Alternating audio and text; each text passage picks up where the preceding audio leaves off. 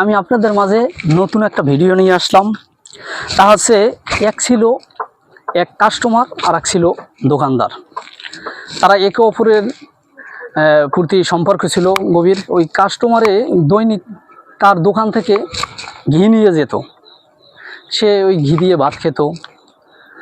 তাই দোকানদার আর কি কম দামের ঘি, 2 নম্বর ঘি তার কাছে বেশি দামে বিক্রি করতো। দোকানদার তখন তার কাছে লাভ নিত বেশি। তাই একদিন হঠাৎ করে আসার পরে তার কাছে তা ওই নকল ঘি আর ছিল না আর কি, যে 2 নম্বর ঘিটা ওইটা ছিল না। সে ওই লোকের কাস্টমারকে ভালো ঘিটা দিল। তা যেদিন সে ভালো ঘিটা ওই কাস্টমারকে দিল, সেদিন সে পুরো অসুস্থ হয়ে পড়ে গেল। একদম বাথরুমে যেতে যেতে সে খুব ক্লান্ত আর কি, তার পেটে একদম পুরো নষ্ট হয়ে গেল আর কি। ভালো ঘি খাওয়ার পরে সে অসুস্থ হয়ে গেল। তেমনি আমাদের ভিতরেও কিছু কিছু মানুষ আছে যে ভালো জিনিস তাদের সহ্য হয় না। একটা মানুষ কোনো কিছু ভালো কিছু করলে তার সহ্য হয় না।